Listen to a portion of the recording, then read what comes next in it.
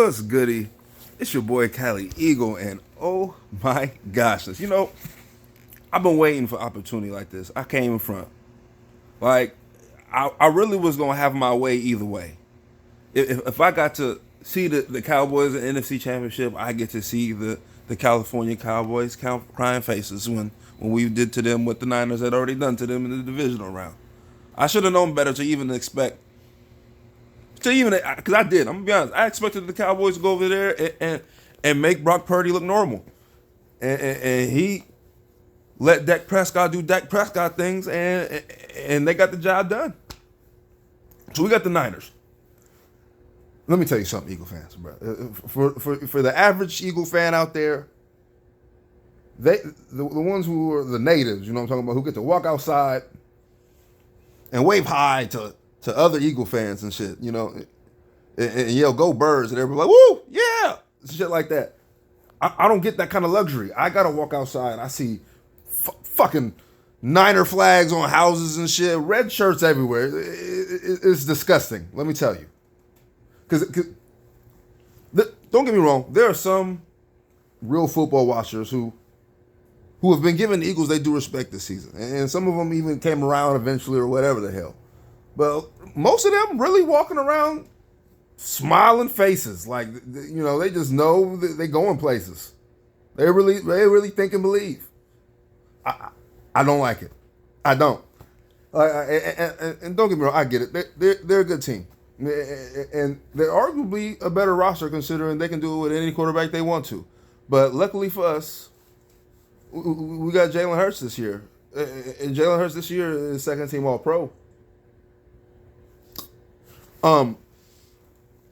That defense is number one, and you got to give them their respect because they is number one. Nick Bosa is Nick Bosa. You know what I'm talking about? He's All Pro. You know what I'm saying? First team.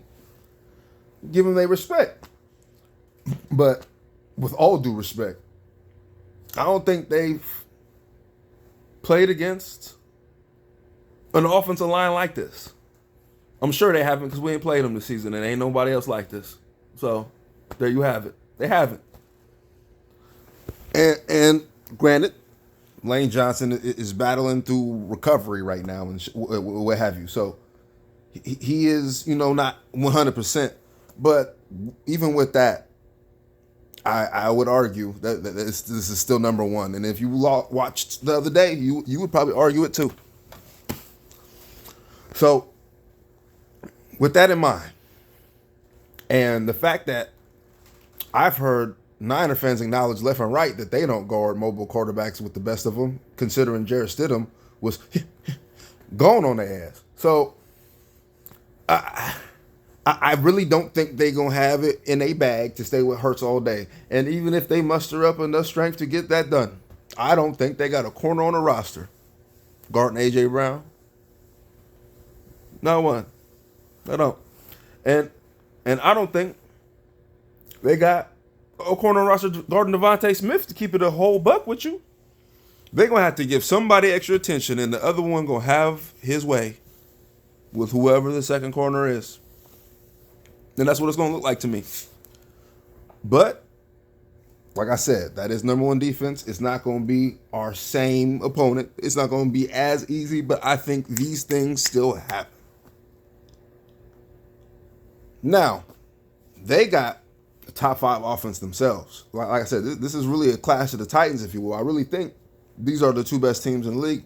I mean, I know the guys on the AFC, they doing their thing, whatever. I don't think no other team is as balanced as these ones, have everything they can give you on both sides like these two teams can. But I think this team just do it a little better. So, yeah, they're number one in total defense. That's excellent. We are number one in pass defense specifically, and number one in sacks specifically with still a top three defense walking around. So don't act as if, we're not bringing something to your number five offense. And let's keep it G real. This team isn't like other teams they face. Other teams they face, they can run the ball on them all day, start wearing down defense. I know the game. We do it to people too. I know the game. But when when you got a D line rotating with, when you got Hassan Reddick, you got a Fletcher Cox, Javon Hargrave, Josh Sweat, and maybe you do. I need a breather, coach. All right, baby, come get this breather. We got Brandon Graham.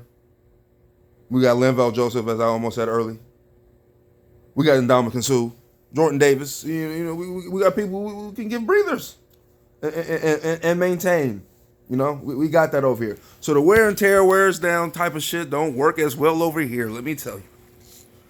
And when with the names I just said, we mustered up 70 sacks together with some splash-ins from the DBs, a linebacker here, there, other people, other D linemen as well that I didn't name. And when you do that, the clock's a little different. Just a little different. I understand y'all quick throw anyway. Bet. I hope we play, man. I swear I do. And I bet Debo will get his here and there. I know who he is. He's a hard guy to bring down, and Slade's not the best tackler, but he is good in coverage. So he's not going to get every ball coming his direction. And hopefully Slade get one of them. He been waiting for a minute. Hopefully Slade get one of them. And he going to house it if he do. The clock going to be a little bit different with this type of sack. And let me leave y'all with this, Cowboy fans tell you if I'm lying, and they know I'm telling the truth. Cooper Rush was him. He was. Cooper Rush was that guy. That nigga was he was going in. And then he went to Philly. So on Sunday, Niners gonna hop on a plane with high hopes, if you will, and that shit gonna have to come to the ground in Philly. Bird gang. We winning. Let's go.